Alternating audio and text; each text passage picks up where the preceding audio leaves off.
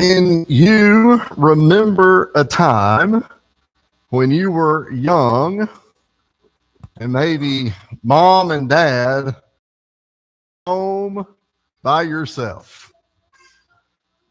Made a movie about that 35 years ago. The movie Home Alone came out. That feels like it came out last Christmas. It's been a long time. Movie about that, right? But remember when you were left home alone and you had the run of the place, right? You do anything you wanted. You found rooms you didn't even know existed in the house. You was able to go around and knock into all of those, right? I'm going to do this and I'm going to do that. Maybe you remember when you finished high school and you went to college or you went to work, but you moved into your own place and it was all yours, right? And you could do whatever you wanted to. And it was all this freedom, no longer under the heavy hand of the despotic mother and father who keep you pinned down at all times, right? Free to roam, do whatever you like. It sounds good, but we're often not real good in those situations, right? My first semester of college was my worst academic semester. And I know why. Because college ranked about fifth. I mean, the school part of college ranked about fifth in all the things that you could go out and do, right? It's like, mom used to be standing there saying, I probably need to go to bed at 11 o'clock. Mom is sound asleep 3 counties away. I can do whatever I want right here, right? But we don't make good decisions in those times quite often. We're not unique. I'm not telling you a story and you're like, well, that guy's crazy. You all were the same way. We all will. And if the world lives for 1 million more years and there's 1 trillion more people, they'll all do the same. We don't do well in those situations. If you were listening to what Jameson read, the back half, it said, in those days, there was no king in Israel. And then he said, everyone did what was right in his own eyes. It's pretty rare that our scripture reading comes from the last verse of a book. But this morning, we're going to be in the book of Judges, chapter 21, verse 25. If you know where the book of Judges is, that's good. If you know where the book of Ruth is, that's better, because this is the last verse before you get to that book. But we're going to be looking at this, Judges chapter 1 or 21 and verse 25. This book of Judges ends with a statement that captures what we would probably call a spiritual decline in the children of Israel. You guys know that we've sort of been walking through the Bible with a sermon from each book. And a week or so ago, we talked about Joshua. And you may remember a month or so ago, we talked about Caleb. And Joshua and Caleb were the spies of the 12. Each tribe sent one. And they were the two that came back and said that this Canaan land could be conquered. 10 others said it was impossible. So now we've moved into this land. And that's what we're going to look at here today. At this time, Israel does not have a king. So during the time of Moses and then Joshua, and they lead them into captivity, there's this sort of middle point, and that's why the book is called the book of Judges, that the country, if we want to use that word, people is probably a better choice, but it is a group of people who were ruled by judges. Notice it's plural. There were judges from each tribe.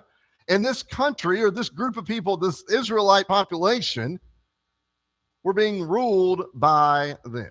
Now, this was a sort of temporary or stopgap measure, in part because of what we would read in a couple of books over. In 1 Samuel chapter 8 and verse 7, God said to Samuel, he said, they have not rejected you, but they have rejected me, that I should not reign over them. Now think about this. This is after the whole trek through the promised land, or to the promised land, what we're talking about, we're starting to talk about on Wednesday nights. But this is all this guidance. They mess up, God helps them. But he says to Samuel, he said, they've not rejected you. Because Samuel's kind of down. He's like, they don't seem, and he said, they've rejected me. They didn't want me to reign over them. And so what we're going to look at here is what happened in that case. There was no king. There was no central authority. There was no shared standard. And as a result, everyone did what was right in his own eyes.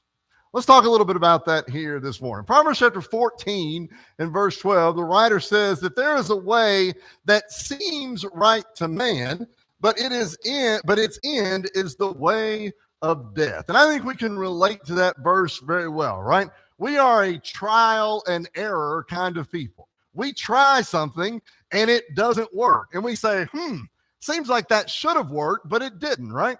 And then usually what we'll do is then we'll look something up and figure it out a little bit more. Mom and Dad have grapes, and Mom had made grape jelly. And I asked her yesterday, I said, how did you know how to do this? And she said, I watched the video on YouTube.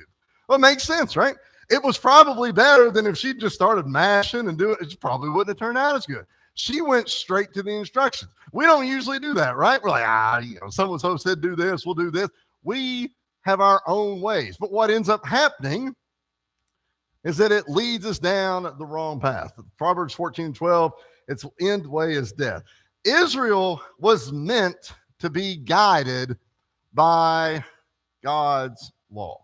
In Deuteronomy chapter 6, verses 1 through 9, and Deuteronomy is one of the two places where you find the Ten Commandments, but that's not really what this is. But Deuteronomy chapter 6, verses 1 to 9, it outlines commands, notice that commands for protection, for identity, and for blessings of the people. Essentially, God is saying to them, if you do what I say, it'll work out for you. Now, that should sound familiar to us as well, right? Isn't that sort of the way it is for us? If we do what God says, it should work out well for us. But we fail in that sometimes, right? Well, I think we'll do this instead. We want to make our own rules quite often. And so by ignoring God's rules, the same that we do, pride and selfishness come into play. Pride, I want to do it my way. I want it to be good for me. Selfishness, I know better than you. Do we ever fall victim to that now? Does pride and selfishness get in the way of us ever? Well, certainly does. We're not any different than the Israelites there as well. The problem with that is our wisdom is quite limited. You ever thought about how much you know?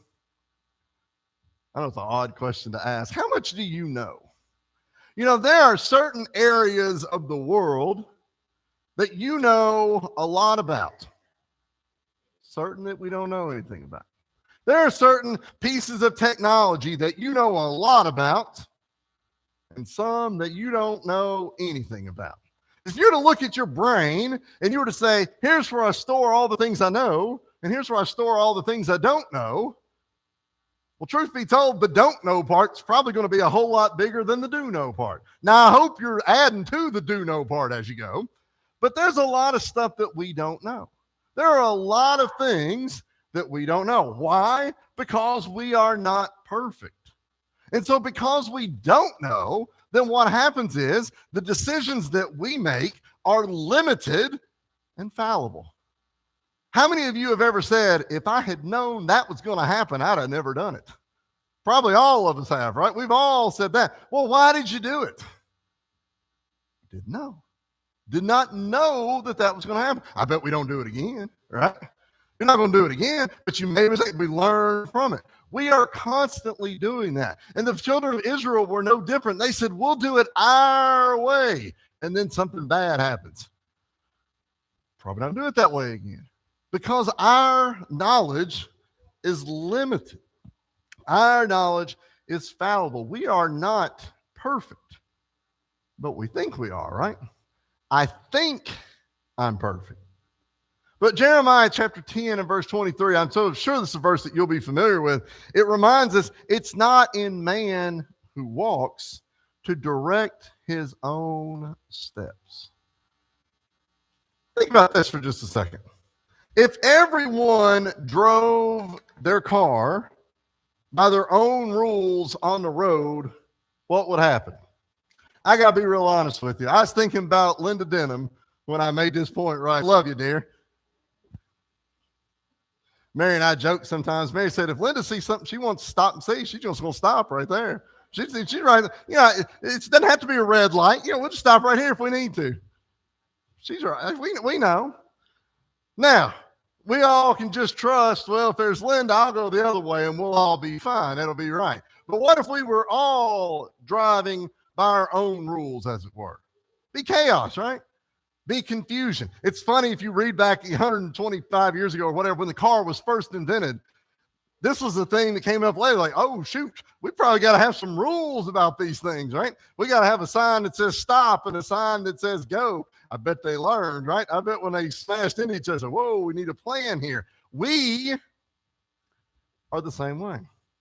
When we reject the authority of God, in a sense, we're making our own rules, right?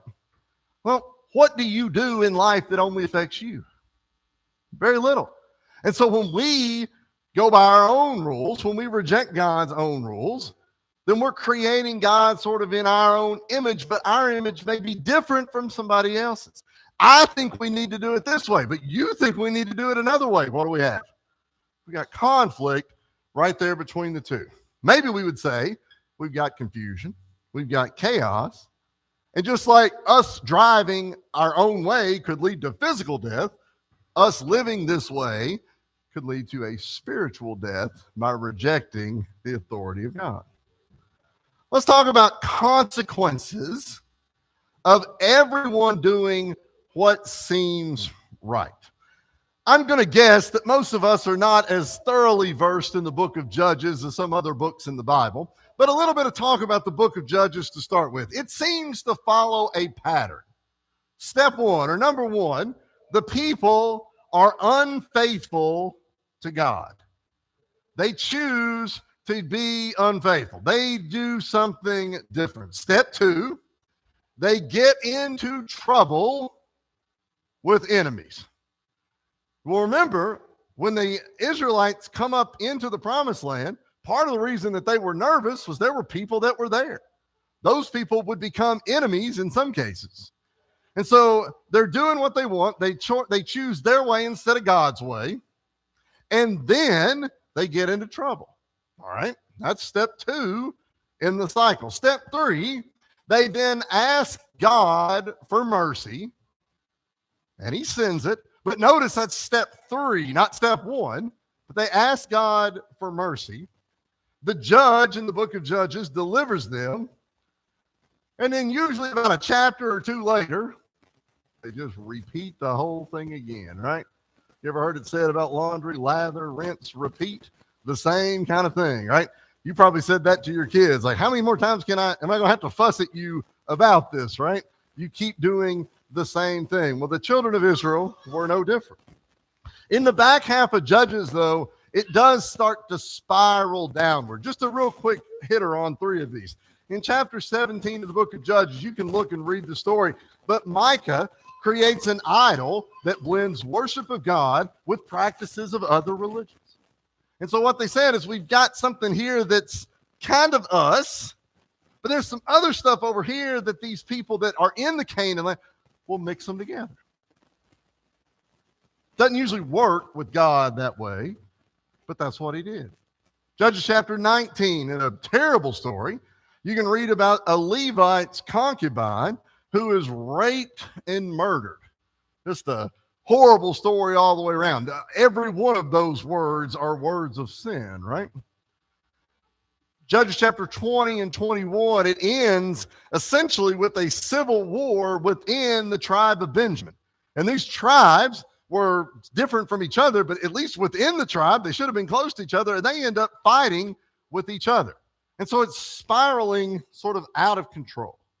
And they're not random events, but there are things that happen because throughout the book of Judges, the people are saying, I don't really worry about what God wants me to do. I think it can do better. Tell me somebody you know in life who's operated under a similar pattern? You ever known somebody whose life sort of spirals out of control? I just made bad decision after bad decision after bad. Sometimes this happens, right? We know people that this happens. It might be us. It probably is us in some cases.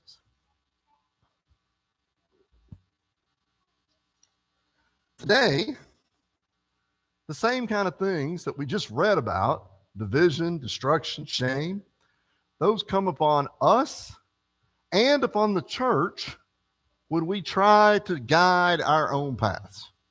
Paul wrote in 1 Corinthians chapter 1 and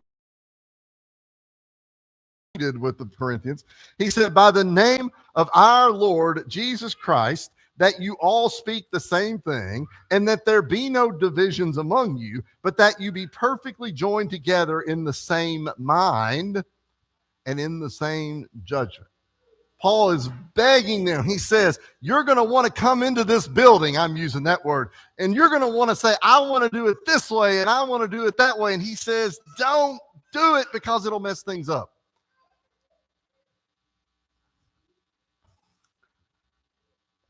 If we said that we are going to do everything in here the way that Sue Ann wants to do it, you know who would love it?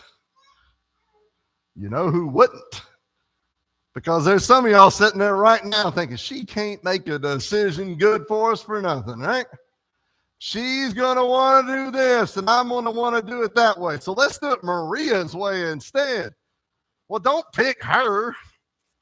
She doesn't know what we got here real quick. But I want to do now. Some of y'all are going to say, well,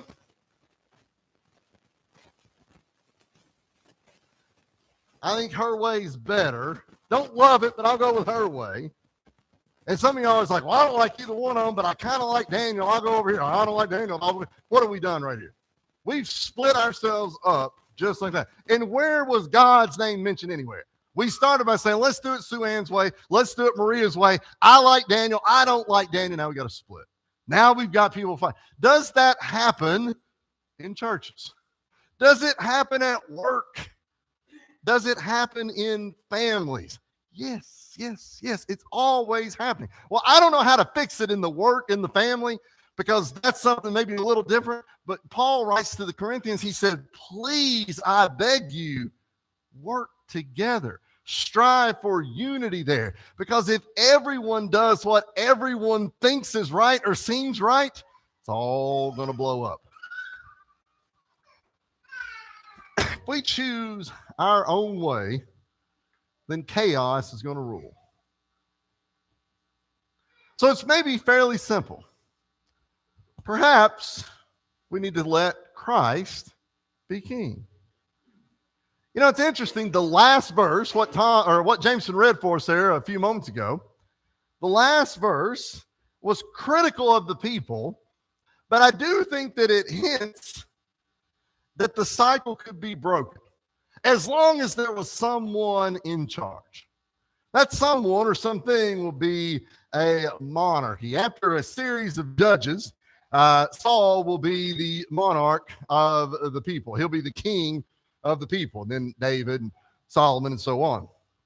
And you might look at this and you say, well, that was a trial and error situation, right? They failed, it didn't work, so finally they get a king that would rule. But you're not children of Israel. You don't live in the Old Testament. But the good thing is, we do have a king.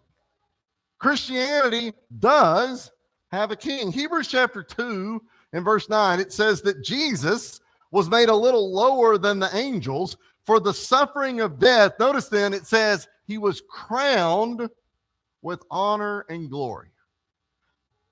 Who do you know that wears a crown? Kings and queens, right? A couple years ago, when Queen Elizabeth II of England died, her son, Charles, becomes the king.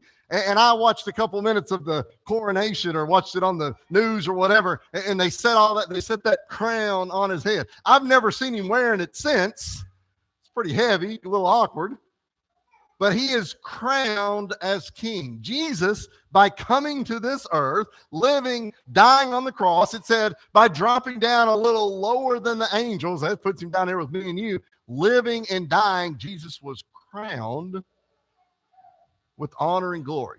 Jesus was the king. Now, let's go back to that here for just a second. Jesus is not just the Savior in Acts chapter 2 and verse 36, but he's also Lord. And Lord here means master. His authority is not optional. I feel like I've heard Dad say this in class before, but when the master said to do something, you didn't say, I'll get to it. Well, I will. Give me some time. You responded right then. The authority of the master was not optional. We use the same thing with animals, right? When they break animals, they get the animal to do exactly what they're supposed to do. And if the first time the animal bucks away, which is probably going to happen, you don't say, well, guess that's what he's going to do. No, we are the Lord, and we are the master in that situation. God, or Jesus, is our master as well. He gives the command.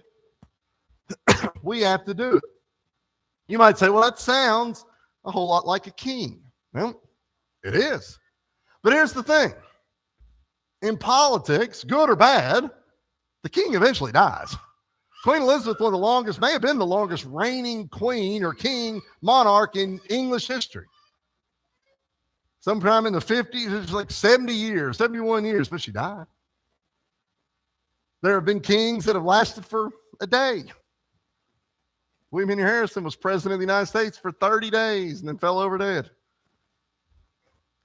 It's not the way it works with the king eternally. Jesus is king eternally.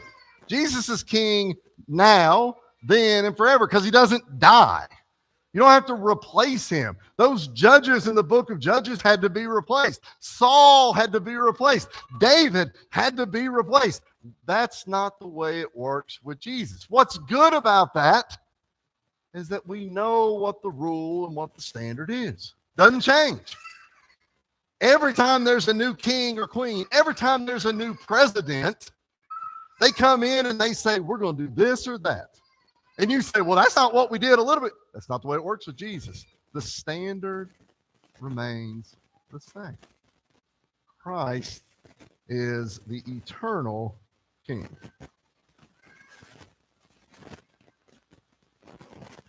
In wrapping the Sermon on the Mount, Jesus says in Matthew chapter 7, verses 21, 22, and 23, not everyone who says to me, Lord, Lord, shall enter the kingdom of heaven, but he who does the will of my Father. Many will say to me in that day, Lord, Lord, have we not prophesied in your name, cast out demons in your name, done many wonders in your name? And then I, Jesus speaking, says, will declare to them, I never knew you. Depart from me, you who practice lawlessness. Christians have to model what it means to live under Christ's reign. We have to make sure that we are united in doctrine, holy in conduct, sacrificial in service. But we have to make sure that we are doing it in the way of God. Because when everyone does it our own way, it only leads to chaos and confusion. James chapter 1 and verse 22, you'll be familiar. It says to be doers of the word and not hearers only. But when we are the doer, it says, of the word. What the word says, we'll do. What we have to do is we have to replace what is right in my eyes with what is it that God says. That is what keeps chaos and confusion at bay. If there's anything that we can do for you, any way that we can help you, we have these invitations each time. And sometimes we let chaos and confusion get in the way of our life. Sometimes we make decisions based on what we think is best that lead us to spiral out of control. You're not new, but you're repeating the same mistakes that everybody else had. If those need to be fixed, whatever it is, we invite you to come while we stand and sing.